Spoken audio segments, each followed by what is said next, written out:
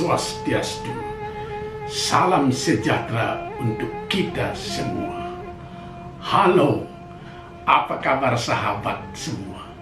Semoga dalam keadaan sehat-sehat saja. Hari-hari ini suasana politik makin memanas.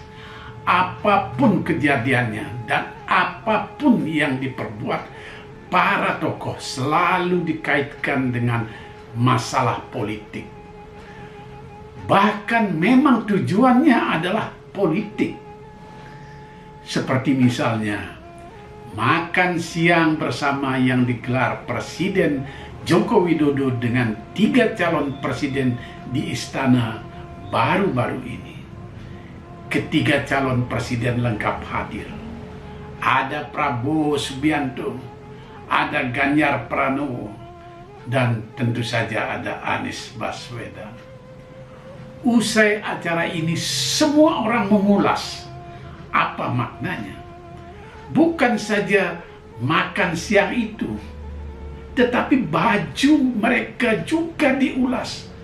Posisi tempat duduk juga diulas. Padahal Presiden Jokowi sendiri memberi makna pertemuan itu adalah untuk membuat pemilu yang damai. Dan memang calon presiden juga meminta dalam jamuan itu agar presiden netral, terutama ini diucapkan oleh Anies Baswedan. Jadi makan siang bersama itu memang menjadi simbol dari kehendak yang dituju. Tentu saja tujuannya adalah kebaikan. Oke, baiklah sahabat dimanapun kalian berada. Saya tidak mau ikut mengupas makan bersama itu dari sisi politik. Saya bukan politikus. Biarlah itu urusan para politisi. Mungkin juga itu urusan media massa. Ya, berita jadi laris. Tapi saya sudah pensiun sebagai pewarta. Apakah nanti benar setelah makan bersama itu seluruh aparat negara dari bupati sampai gubernur akan netral? Mudah-mudahan begitu adanya. Kita sudah bosan melihat para pejabat yang dipilih rakyat ini masih juga mengedepankan partainya. Padahal seharusnya mereka sudah menjadi pejabat milik rakyat, bukan milik partai. Kalau TNI dan polisi dan ASN pada umumnya, saya masih percaya mereka bisa netral. Nah, sahabat yang baik dimanapun kita berada, saya lebih tertarik membuat renungan bahwa memang makan bersama itu adalah simbol untuk kebaikan. Tujuannya kedamaian. Namanya saja makan. Tentulah diharapkan kita bisa kenyang, nyaman, kemudian bersyukur. Dan jika itu dilakukan bersama, artinya semakin banyak orang yang kenyang, semakin banyak orang yang nyaman, dan semakin banyak orang yang bersyukur. Tentulah kita semakin damai. Untuk sahabat-sahabat saya di luar Bali terutama, kali ini saya ingin ceritakan bahwa di Bali sesungguhnya tradisi makan bersama itu ada sejak dulu. Tapi makan bersama itu adalah budaya khas Nusantara, bukan hanya milik orang Bali. Namun saya lupa istilah dan namanya, juga bagaimana prosesnya. Jadi kali ini saya hanya berbagi tradisi yang ada di Bali saja. Apa makna makan bersama itu? Di Bali ada istilah megibu, makan bersama dengan cara yang khas. Tradisi lama ini sebenarnya sudah ada di berbagai daerah di Bali. Namun kini lebih banyak dilestarikan di wilayah Bali bagian timur, khususnya Kabupaten Karangasem. Makanan ditaruh berjejer di sebuah tempat memanjang, tergantung berapa banyaknya peserta. Peserta menggibung duduk berjejer pula menghadapi makanan itu, tentu dalam posisi duduk bersila. Memang belakangan ada yang menggunakan kursi, namun itu dianggap kurang asik. Peserta langsung makan di tempat tanpa mengambil nasi dan lauk ke dalam piring, karena memang tidak disediakan piring. Secara tradisi makan bersama ini memakai tangan. Karena itu disediakan air cuci tangan yang disebut dengan kewajikan. Mengutip laman website Pemda Kabupaten Karangasem, tradisi menggibung ini dikenalkan oleh Raja Karangasem I Gusti Agung Anglurah Ketut Karangasem sekitar tahun 1614 Saka atau tahun Masehinya 1692. Pada saat itu Karangasem dalam ekspedisinya menaklukkan raja-raja yang ada di tanah Lombok. Ketika istirahat dari peperangan, raja menganjurkan semua prajuritnya untuk makan bersama dalam posisi berjajar, atau kalau tempatnya tidak memungkinkan bisa melingkar. Bahkan raja sendiri konon ikut makan bersama dengan prajuritnya. Sekarang menggibung umumnya diadakan saat upacara adat dan keagamaan. Dimulai dari membuat masak-masakan khas tradisional Bali secara bersama-sama, baik itu nasi maupun lauknya. Setelah selesai memasak, warga kemudian menyiapkan makanan itu untuk disantap. Nasi putih diletakkan dalam satu wadah yang disebut gibungan, sedangkan lauk dan sayurnya yang akan disantap ditaruh di atas karangan. Karangan ini terbuat dari bambu. Ada etika yang perlu diperhatikan saat acara makan menggibung. Sebelum makan, kita harus cuci tangan. Tidak boleh menjatuhkan sisa makanan dari suapan. Jika salah satu sudah merasa puas atau kenyang, dilarang meninggalkan temannya. Jadi tetap duduk sampai semuanya selesai makan. Memulai makan harus bersama-sama, dan berakhir makan juga bersama-sama. Namanya saja kebersamaan. Apa makna dari makan menggibung ini? Tujuan utama dari tradisi ini untuk menjaga serta menumbuhkan rasa kebersamaan dengan menyampingkan status sosial. Orang bisa mengambil nasi dan lauk di tempat yang sama berkali-kali dengan sendok atau dengan tangan langsung dimakan. Tak ada orang yang status sosialnya lebih tinggi dan lebih rendah. Orang kaya bisa duduk bersama orang miskin dan mereka makan bersama. Para pejabat dan para petani juga bisa duduk bersama. Tak ada rasa ewuh pakewuh. Sahabat yang baik dimanapun berada, ada lagi makan bersama, namun jatah nasi dan lauknya sudah ditentukan. Duduknya juga berjajar, bukan melingkar seperti Presiden Jokowi menjamu para calon presiden. Ini juga menandakan kebersamaan tanpa ada orang yang istimewa di hadapan seseorang. Semua orang setara, namanya makan nasi pangkuan.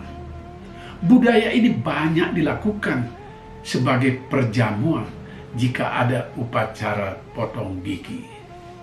Pangkuan itu sendiri dalam bahasa Bali banyak artinya, tergantung di masing-masing desa adat. Tapi umumnya berwujud nasi tumpeng. Memang dalam tradisi makan nasi pangkuan itu, nasinya juga berbentuk tumpeng, tetapi dibungkus dengan daun.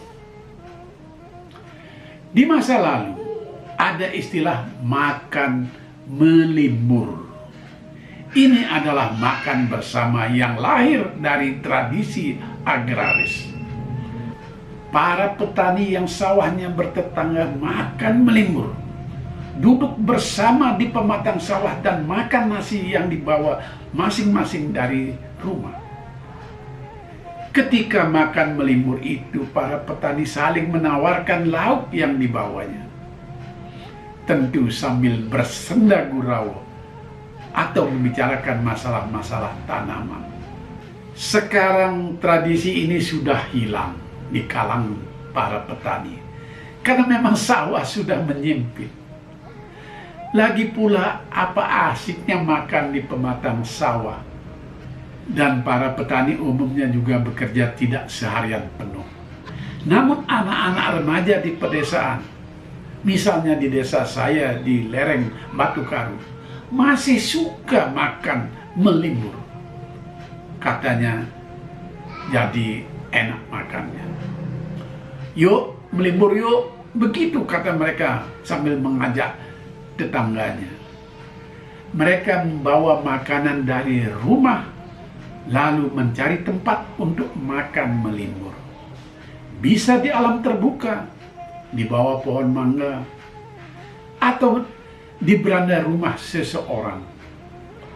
Makanan dan lauk sudah modern, dan mereka sangat riang, seperti mendapatkan selera yang baik jika makan bersama-sama. Kini di tengah kemajuan teknologi, mereka makan secara tradisional melimur, namun membawa alat-alat canggih, membawa handphone, dan main tiktokan. Cara melimur yang modern, anak-anak desa yang keranjingan TikTok. Sahabat yang baik, mari saya mengajak untuk membaca kembali epos Mahabharata. Tapi ini bukan wayang versi Jawa loh. Pandawa dan Korawa saat remaja sering makan bersama. Mereka sangat guyup. Mereka sangat rukun sejak anak-anak sampai remaja. Suatu kali Resi Bisma, pengasuh dan guru bangsa Kuru, memberikan pendidikan tentang kebersamaan lewat simbol makan bersama ini. Semuanya duduk melingkar dan masing-masing sudah punya jatah makanan di depannya. Resi Bisma berkata, "Coba kalian makan dengan tangan tidak boleh ditekuk. Tangan harus tetap lurus. Jangan sampai siku ditekuk." Semuanya mencoba, tak ada yang bisa. Wahai guru suci Resi Bisma, kami tidak sanggup melakukannya. Kami tidak bisa makan jika tangan kami tidak ditekuk. Tiba-tiba Yudhistira berkata,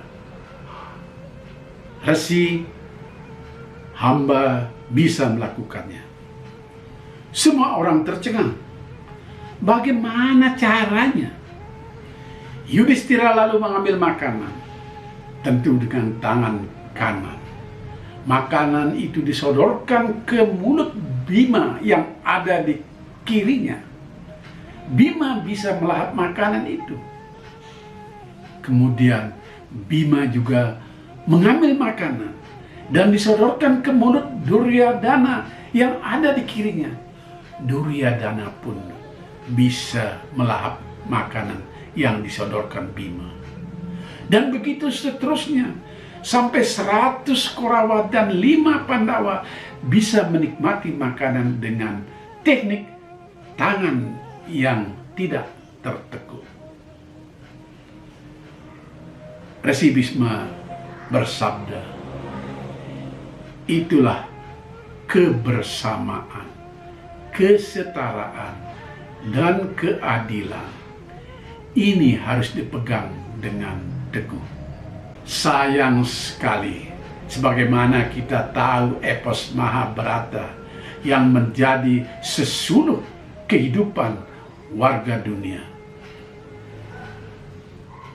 Tragedi itu terjadi setelah Kurawa dan Pandawa dewasa dan masing-masing punya jabatan. Akhirnya tidak bisa mempertahankan kebersamaan dan kesetaraan itu, apalagi menciptakan keadilan.